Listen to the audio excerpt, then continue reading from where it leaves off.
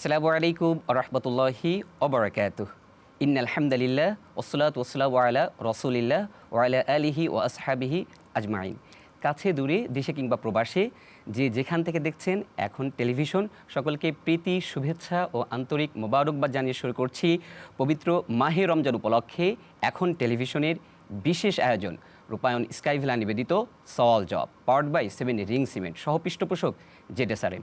প্রিয় দর্শক, সবটা সময় জুড়ে আপনাদের সাথে আছি আমি SAR সিবগাতুল্লাহ এবং আমাদের সাথে বিশিষ্ট ইসলামিক মিডিয়া ব্যক্তিত্ব, লেখক ও গবেষক জনাব শফিউল আজম অতিথি হিসাবে উপস্থিত আছেন। আসসালামু আলাইকুম রহমতুল্লাহ। ওয়ালাইকুম আসসালাম রহমতুল্লাহি ওয়া বারাকাতুহু। একজন মুসলমান এই রমজান মাসে কোন আমলের দ্বারা বা কিভাবে ক্ষমা পেতে পারে?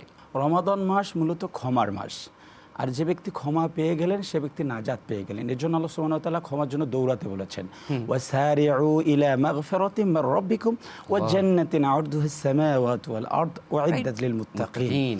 এখানে মাগফিরাত এবং মুত্তাকিন এবং নাজাত তিনটা একই আয়াতের মধ্যে আল্লাহ সুবহানাহু ওয়া তাআলা নিয়ে আসছেন। তার মানে যারাই ক্ষমা পেলেন তারাই নাজাত পেলেন, তারাই মুত্তাকিন। আর আল্লাহ তাআলা এই রমাদানুল মুবারকের জন্য বলেছেন যে কামা কুতিবা আলাল্লাযিনা মিন ক্বাবলিকুম লাআল্লাকুম তাত্তাকুন। মুত্তাকিন হওয়ার প্র্যাকটিস করার মাস হচ্ছে রমাদান মাস। আর মুত্তাকিন তো তারাই যারা সব গোনা থেকে, অকিগুন থেকে, টু সেভ, সব গোনা থেকে দূরে থাকবে, গোনা করবে না, গোনা ক্ষমা করে নেবে, তিনি হচ্ছেন প্রকৃত মুত্তাকিন। আমরা কিন্তু জনাব সম্পর্ক যদি বলি, একদম ছোট্ট সূরা, এটা আমাদের দর্শক শ্রোতা অনেকেই জানে, সেটা হচ্ছে ফাসাব্বিহ বিহামদি রাব্বিকা ওয়াস্তাগফির। এবং সেই সাথে আমরা রমাদানুল মুবারকের অত্যন্ত গুরুত্বপূর্ণ যে হাদিসটি সহিহ, মান কামা ঈমানান ওয়া ইহতিসাবান গফিরা লাহু মা তাকদ্দামা মিন যামবি, মান সামা ঈমানান ওয়া ইহতিসাবান গফিরা লাহু মা তাকদ্দামা মিন যামবি, মান কামা ফি লাইলাতুল কদরি ঈমানান ওয়া ইহতিসাবান গফিরা লাহু মা তাকদ্দামা মিন যামবি। তিনটি কথা, শুধু গফিরা লাহু মা তাকদ্দামা, গফিরা লাহু মা তাকদ্দামা, মানে জিন্দেগীর গুনাহ সম্পূর্ণরূপে ক্ষমা করে যে লোক সিয়ামে পেলেন না, তার জন্য সুবর্ণ সুযোগ হচ্ছে কিয়ামে। কিয়ামুল লাইলে হলোই না, তাহলে রমজানের মুবারকের একেবারে শেষ 10 দিনে এসে আল্লাহ সুবহানাহু ওয়া তাআলা বেজোড় রাতগুলোতে সর্বশেষ সুযোগ দিল। একটি মাত্র রাত কোনো ব্যক্তি যদি ইবাদতে কাটাতে পারে, আর সেটি যদি লাইলাতুল কদর হয়ে যায়, কনফার্ম হয়ে যায়, তাহলে তার জীবনের গুনাহ সবই মাফ হবে এক রাতেই। কোরআনুল কারীম আল্লাহ সুবহানাহু ওয়া তাআলা রাসূলুল্লাহ সাল্লাল্লাহু আলাইহি ওয়াসাল্লামকে কোন নীতি অবলম্বন করতে বলেছেন?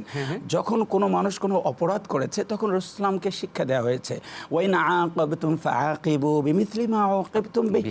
আপনি যদি কারো কোনো অপরাধের শাস্তি দেন সেটি অবশ্যই মিথলু সমান হতে পারে, তবে ওয়ালা ইন সাবারতুম, হে রাসূল আপনি যদি সবর করেন, লাহু খায়রুল লিস-সাবিরিন, ক্ষমা করে দিয়েছেন, সবর করেছেন, এটি খায়রুন, আপনার জন্য বেস্ট পলিসি, উত্তম পলিসি। বাহ বাহ, মুহতারাম কি চমৎকার বলছিলেন। মুহতারাম একটা বিষয়, যেহেতু ক্ষমা নেই বারবার বলছেন, দেখা যাচ্ছে যে আমরা ইস্তেগফার করছি, কিন্তু রমজান মাসে আমার একটি ভাই আমাকে আঘাত করছে, আমি তাকে ক্ষমা করছি না। তো এই রমজান মাসে কেউ যদি আঘাত করে, প্রত্যুত্তরে তার কি করা উচিত?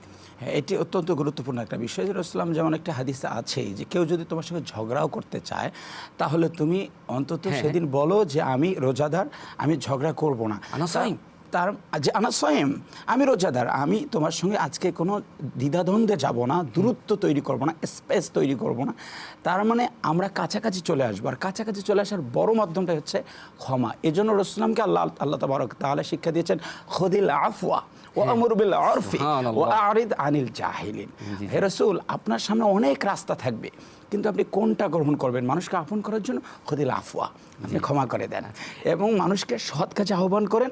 আর যারা অশিক্ষিত, যারা আপনার সাথে ঝগড়া করতে চায়, যারা আপনাকে কষ্ট দেয়, ওয়া আরিদ আনিল জাহিলিন, এই কষ্ট দেয়া এই লোকগুলো তো জাহেল, এরাই তো অশিক্ষিত, এদেরকে আপনি উপেক্ষা করে চলুন। অর্থাৎ ঝগড়া না করে চমৎকার করে আপনি বলছেন ক্ষমা করে দিবেন। তার মানে রমজান যে আমাদের অপর ভাইকে মানে ক্ষমা করার যে শিক্ষাটা দিচ্ছে, এটাই আপনি দর্শকদেরকে বোঝাতে চাচ্ছেন। চমৎকার। এই বিষয়ে বিস্তারিত আরও জানবো, তবে বিরতির পরে। দর্শক, সময় হয়েছে একটি বিরতি নেবার, আমাদের সাথেই থাকুন, খুব শীঘ্রই ফিরবো ইনশাআল্লাহ।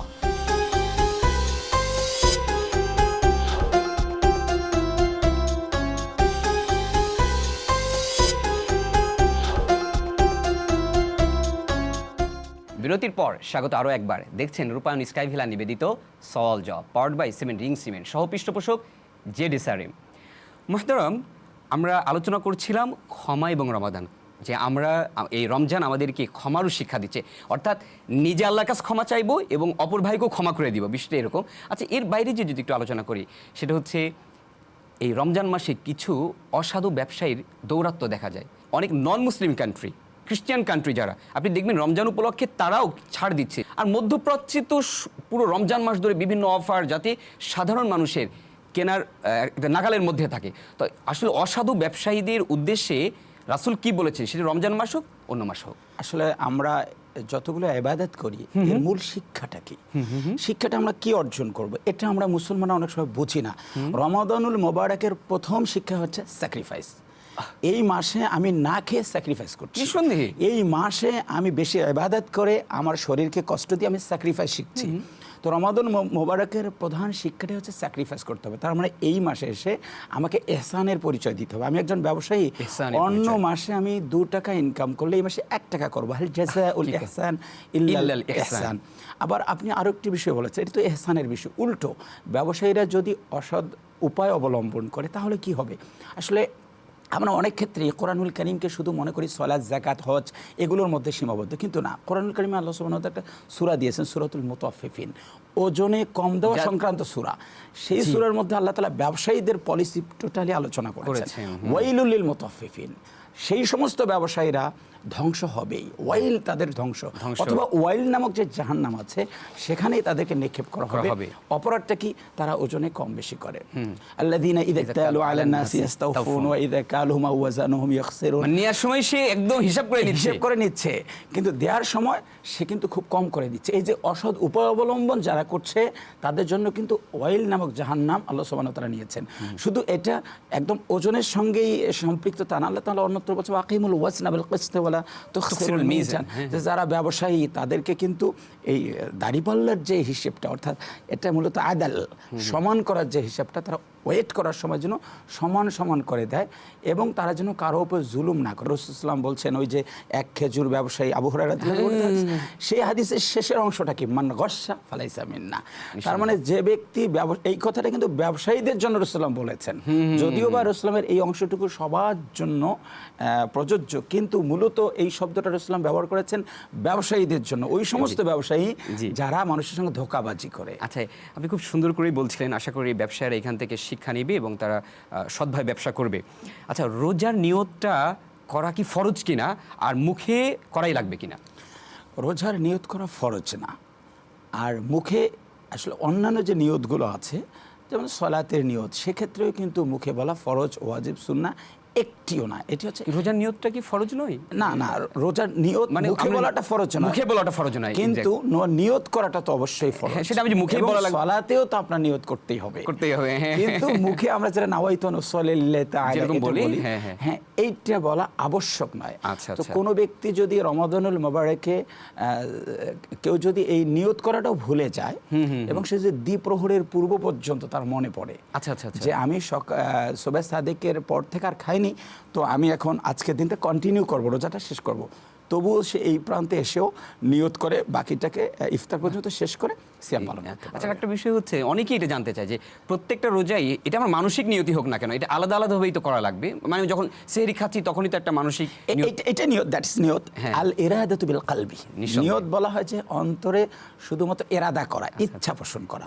তো তিনি যেহেতু সাহরি খেয়েছেন, তার মানে সেখানেই তিনি নিয়ত করেই ফেলেছেন। এটি মুখে বলাটা জরুরি না, নিয়ত জিনিসটা বলার সঙ্গে সম্পৃক্ত, ইরাদাতু বিল কলবি, হৃৎপিণ্ডের সাথে সম্পৃক্ত। অসংখ্য ধন্যবাদ। আপনি কি চমৎকার করে বলছিলেন, সুযোগ থাকলে এই বিষয়ে আরও শুনতাম। আপনাকে পুনরায় ধন্যবাদ জানাচ্ছি যে কষ্ট করে আমাদের স্টুডিওতে আসার জন্য। দর্শক দেখছিলেন রূপায়ণ স্কাই ভিলা নিবেদিত সওয়াল জবাব, powered by cement Ring Cement, সহ পৃষ্ঠপোষক জেটে সারিং। দেখা হচ্ছে সওয়াল জবাবের আগামী পর্বে। সে পর্যন্ত সকলে ভালো থাকুন, সুস্থ থাকুন। আসসালামু আলাইকুম ওয়া রাহমাতুল্লাহি ওয়া বারাকাতুহু।